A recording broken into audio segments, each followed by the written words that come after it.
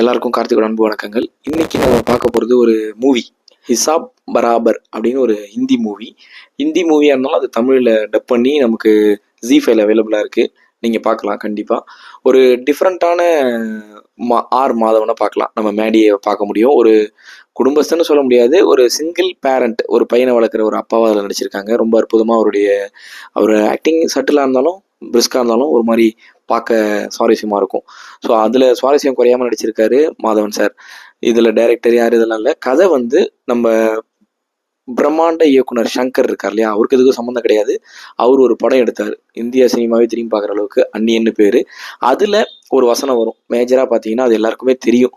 முக்கியமாக சொல்லணும்னா அந்த என்ன, இப்போ ஒரு அதில் வந்து அந்நியனில் என்னெல்லாம் கான்செப்ட் கொண்டு வந்தாங்க, ஜட்ஜ்மெண்ட் டே மாதிரி நம்ம கிறிஸ்டியானிட்டியில் எப்படியோ தமிழர்களுக்கு இந்துக்களுக்கு நமக்கு ஒரு கான்செப்ட் இருக்குது, அந்த பூச்சி விட்டு சாவடிக்கிறது அந்த மாதிரிலாம் நிறைய இருக்குது இல்லையா. எல்லாருக்குமே தெரியும். நிறைய இப்போ நரகத்தில் ஒருத்தங்க எண்ணெய் கொப்பரையில் போட்டு பொறிக்கிறது அவர்கிட்ட சொல்லுவார் இல்லையா, 5 பைசா திருடினா தப்பா, 5 பைசா 5 தடவை திருடினா தப்பா, 5 லட்சம் பேர்கிட்ட 5 பைசாவா 5 லட்சம் தடவை திருடினா தப்பு இல்லையா, அது ஒரு பெரிய தப்பு மாதிரி தாங்க தெரியுதுன்னு சொல்லுவார்ல. அதே கான்செப்ட் தான் இந்த படமே ஃபுல்லாக அந்த ஒன் லைன் அடிச்சு தான் எடுத்திருக்காங்க.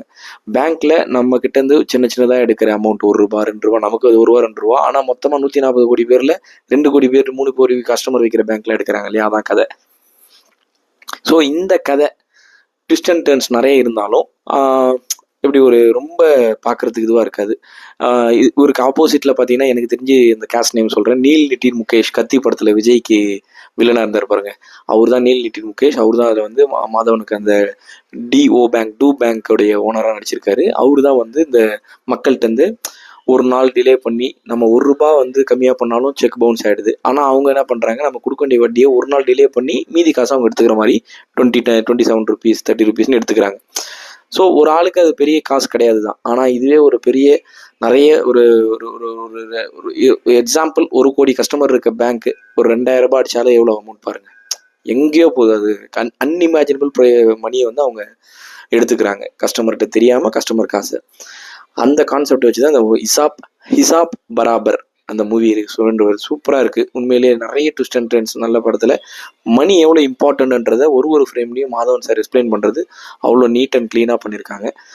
இந்த கான்செப்டை சூஸ் பண்ணி அவர் நடித்தது உண்மையிலே இந்த கரண்ட் சுச்சுவேஷனில் 2025க்கு தேவையான ஒரு படமாக தான் நான் பார்க்குறேன். இந்த வீடியோ, இந்த படம் நீங்கள் போய் பாருங்கள். கண்டிப்பாக கமெண்ட்டில் ஷேர் பண்ணுங்கள். பிடிச்சா லைக் பட்டனை தட்டுங்க, இல்லைனா எப்போதும் போல் இந்த கார்த்திகே கமெண்ட்டில் போய் திட்டுங்க. தேங்க்யூ. இந்த மாதிரி நிறைய படங்கள் வரணும், தமிழ் சினிமாலே இந்த மாதிரி படங்கள் அப்கமிங்கில் வரணும்னு நாங்கள் எதிர்பார்க்குறேன். தேங்க்யூ. All the best.